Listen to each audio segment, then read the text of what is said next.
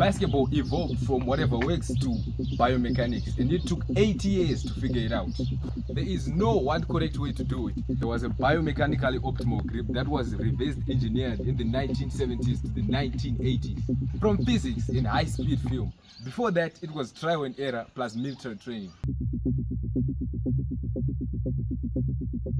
They held it with both hands, with palms under the ball, pushing it like a chest pass.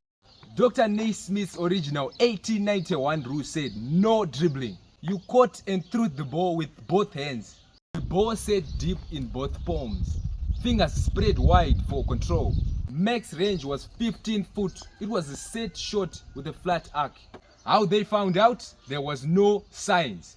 It was PE teachers saying hold it like you hold a medicine ball. It was basically trial and error.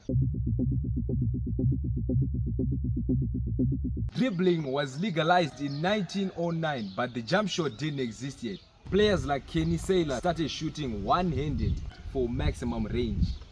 As for grip, there was 3 to 4 fingers under the ball, and the thumb was on the side for balance. The ball sat on the finger pads, so you couldn't impact backspin. The problem was there was no consistency. Guys had 5 different grips, some with thumb and some without. The US Army taught free throw form for hand-eye coordination. Coaches borrowed it and realized fingertips resulted in better control. During this era, the ball was placed on fingertips. Evenly placed, guard hand only touched the side of the ball for balance. The index and middle finger formed a V shape under the ball's equator. Thumb and pinky were just stabilizers, not power. The ball rested on finger pads, not the palm. No backspin resulted in the ball bouncing off the rim instead of rolling in. Holding the ball became individualized, based on hand size plus launch angle.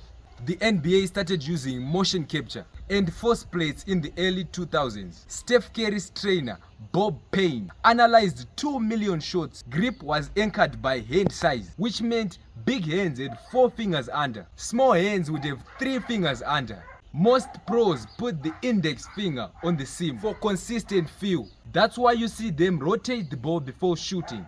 The guide hand must not add force. If it does, you get left and right misses. There isn't. Ray Allen's grip is different from Steph's, as his is different from Dick's.